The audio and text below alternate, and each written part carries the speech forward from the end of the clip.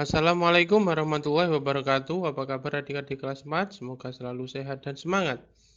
Hari ini kita belajar tema 7 subtema 2 pada pembelajaran yang ketiga. Yang kita bahas kali ini adalah Bahasa Indonesia KD 3.7 dan 4.7 mengenai informasi baru dalam bacaan. Yang kedua adalah PPKN KD 1T4 hingga 4T4 mengenai indahnya keragaman rumah adat di negeriku. Yang ketiga adalah IPS KD 3.2 dan 4.2 mengenai rumah adat di Indonesia. Langsung saja mari kita mulai. Yang pertama, informasi baru dalam bacaan. Ini ada contoh teks mengenai rumah adat di Indonesia, yakni rumah Baruniang milik suku Manggarai di Flores, Nusa Tenggara Timur. Nanti di pause dulu ya videonya. Nanti kita baca bersama. Rumah adat Maruniang adalah rumah adat suku Manggarai, berbentuk kerucut dan memiliki 5 lantai, dengan tinggi sekitar 15 meter. Rumah ini memiliki desain unik dan terpencil di pegunungan karena hanya berada di desa Wairebo. Karena keunikan tersebut, rumah adat Maruniang ini mendapatkan penghargaan tertinggi untuk kategori konservasi warisan budaya UNESCO Asia Pasifik di tahun 2012. Paragraf kedua ya. Maruniang berbentuk kerucut dan atapnya yang terbuat dari daun lontar ya, bukan dan ini ya, daun lontar hampir menyentuh tanah. Keseluruhan rumah ini ditutupi menggunakan ijuk. Uniknya, pembuatan rumah ini dibangun tanpa paku, tetapi memiliki tali rotan. Tingkatan pada rumah adat Maruniang jadi bertingkat-tingkat ya. Setiap rumah Maruniang ditempati 6 hingga 8 keluarga. Tak hanya itu, satu rumah adat ini memiliki ruangan dengan fungsi yang berbeda-beda.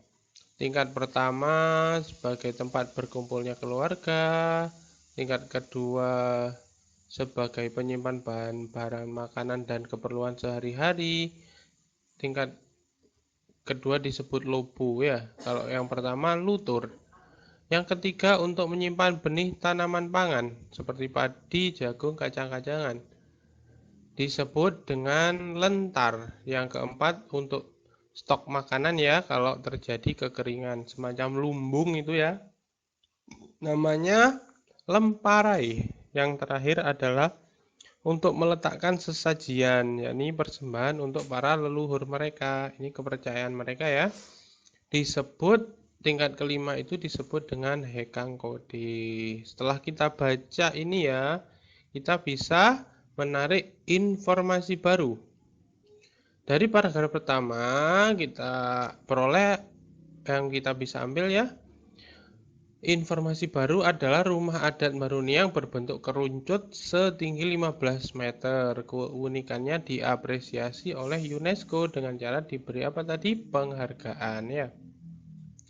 Terus di paragraf kedua, rumah ini terbuat seluruhnya dari lontar ya, sampai hampir menyentuh tanah. Keseluruhan ini ditutupi, maaf ini maksudnya atapnya ya, ditutupi keseluruhannya dengan ijuk dan dibangun tanpa paku. Itu ya, informasi baru mengenai rumah Maruniang ya. Terus yang ketiga, rumah adat ini memiliki 5 tingkat dengan fungsi yang berbeda-beda seperti pembahasan tadi ya. Tingkat pertama ada buat berkumpulnya keluarga sampai tingkat terakhir untuk persembahan ya, seperti itu. Itu adalah informasi baru yang kita bisa peroleh dari teks rumah adat Maruniang. Seperti itu ya. Jadi kalian baca keseluruhan, nanti ditandai hal-hal yang unik dari tiap-tiap paragraf. Seperti itu ya caranya. Baik, kita lanjut. Indahnya keragaman rumah adat di negeriku pada pembahasan pembelajaran PPKN ya. Seperti yang kita ketahui ya, Indonesia adalah negara yang sangat kaya, termasuk keragaman rumah adat yang sangatlah banyak jenisnya ya. Minimal itu tiap provinsi punya ciri khas sendiri-sendiri kan ya. punya rumah adatnya sendiri-sendiri. Dan tiap provinsi tentunya tidak mungkin ada satu saja, tapi banyak sekali ya. Terus sebagai bangsa yang baik, sebagai orang Indonesia yang baik, bagaimana kita menghadapi keragaman rumah adat? Yang pertama ya, yang harus kita tanamkan pada diri kita adalah menganggap semua rumah adat memiliki keunikan tersendiri ya. Jadi, semua rumah adat itu adalah elemen komponen dari sistem bangsa kita ya. Jadi, semuanya pasti memiliki eh, kegunaan ya, memiliki fungsi dan peran masing-masing tentunya kan ya. Jadi, semuanya unik ya. Tidak tidak bisa dikatakan satu rumah itu paling baik, paling unik, enggak sama, semuanya memiliki keunikan tersendiri. Terus yang kedua adalah menganggap rumah adat semuanya merupakan rumah yang baik ya. Jadi tidak boleh saling mengolok-olok, menghina gitu. Rumah adat kamu jelek, miskin, bukan begitu. Itu kan produk budaya ya. Harus kita junjung tinggi karena tidak semua negara kan punya rumah adat seperti kita ya, sangat kaya. Jadi kita harus menjaganya keberagaman tersebut. Terus yang ketiga adalah menerima keragaman sebagai kekayaan bangsa. Ini juga sangat penting ya. Jadi kita harus bangga punya yang namanya banyak jenis rumah adat ya. Rumah adat tersebut kita pelajari ya. Di poin keempat ini kita menerima sebagai kekayaan bangsa ya. Terus kita kagumi dan pelajari arsitektur rumah adat tersebut ya. Kan tiap rumah-rumah adat kan punya keunikan. Keunikannya itu punya arsitektur, punya teknologi. Kayak tadi itu ya kan nggak pakai paku rumah rumah adat dari suku Manggarai tadi ya. Tidak pakai paku kan bagus itu ya kalau diimplementasikan. Terus bangga dan tidak malu tinggal di rumah adat. Kalau seumpama rumah kalian rumah joglo, rumah yang lawas gitu ya, nggak usah malu, kan bagus rumah joglo. Harusnya kalian kan bangga ya. Yang penting dibersihkan rumahnya ya, dirawat, jangan sampai rusak. Bagus rumah joglo itu bagus ya, jangan malu. Kalau rumahnya masih rumah kuno ya nggak apa-apa, yang penting dirawat dan selalu dibersihkan seperti itu ya. Toh rumah-rumah kuno, rumah-rumah lawas itu baik kan ya, komponennya, kayu-kayunya gitu kan ya. Terus yang keenam adalah mengadopsi model pembangunan dalam pembangunan rumah modern. Jadi teknologi-teknologi, terus arsitektur, model bentuk yang bagus-bagus itu diimplementasikan ya dalam pembangunan rumah modern. Kalau kalian bangun rumah, mungkin kalian jadi developer perumahan itu ya. Jangan cuma ini kan kalau sekarang ini ya developer itu pengembang perumahan sukanya pakai model-model luar negeri. Harusnya kan kita mengadopsi dari negara kita saja kan sudah banyak. Jadi bisa menonjolkan kebudayaan kita. Kenapa kok harus menonjolkan budaya dari luar negeri kan seperti itu ya. Kalau negeri kita beragam dan indah seperti itu ya.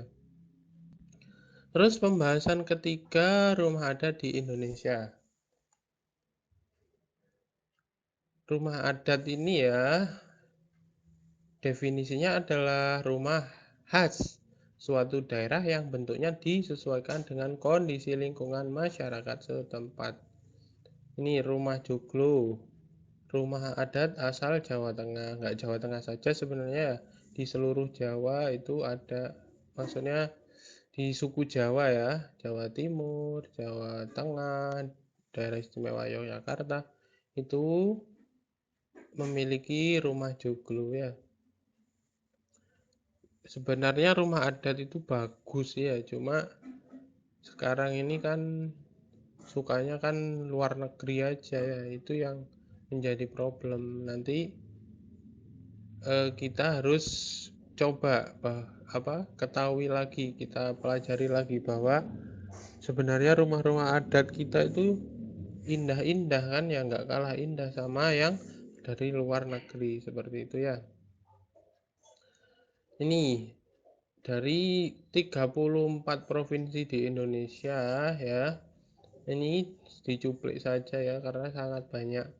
Dari Aceh ada Rumo Aceh, dari Sumatera Utara ada Rumah Balai Batak Toba, dari Sumatera Barat ada Rumah Gadang,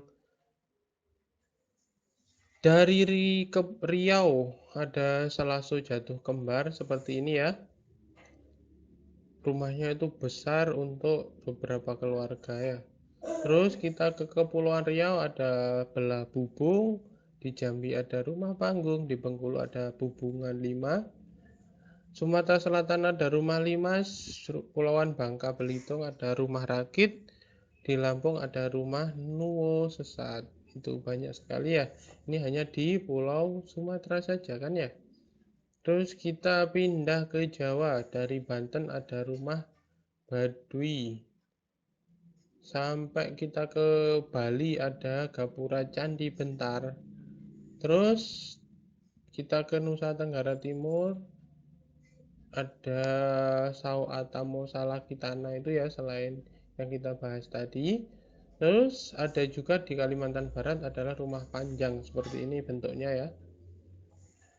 Bentuknya panjang sekali, ini bisa ditinggali lebih dari satu keluarga ya karena sangat besar. Terus kita pergi ke Kalimantan Tengah ada Rumah Betang. Kalimantan Timur ada Rumah Lamin. Di Kalimantan Utara ada Rumah Baloi. Kalimantan Selatan ada Bubukan Tinggi seperti ini ya gambarnya ya. Ada tingkatannya, tingkat apa namanya, lantai apa namanya ini ya, tingkat ini ya untuk naik, itu ciri khasnya ya. Terus di Sulawesi Utara ada Rumah Pewaris, di Gorontalo ada Duluh Hupa, di Sulawesi Tengah ada Tambi, Sulawesi Barat ada Banualayo, Sulawesi Selatan ada Rumah Tongkonan. Ini ya, itu rumah dari suku Toraja. Seperti ini ya bentuknya, ada panggungnya, terus mengerucut ya, atapnya seperti ini. Terus di Sulawesi Tenggara juga ada ke Istana Kesultanan Buton. Terus kita ke timur Indonesia ya, ada di Maluku Rumah Bayi Leo, Rumah Sasadu di Maluku Utara, di Papua Barat dan Papua ada yang namanya Rumah Honai seperti ini ya. Rumah Honai terbuat dari kayu dan beratapkan ijuk seperti ini ya, dan melingkar ya bentuknya ya. Ini adalah namanya Rumah Honai seperti itu ya. Nanti bisa di-pause dulu untuk dicatat biar tidak ketinggalan ya. Mungkin pembahasan kita tentang pembelajaran 3 berakhir di sini. Apabila ada pertanyaan langsung saja melalui Google Classroom ataupun WhatsApp. Kurang lebihnya mohon maaf, semoga bermanfaat, tetap semangat, dan saya akhiri. Wassalamualaikum warahmatullahi wabarakatuh.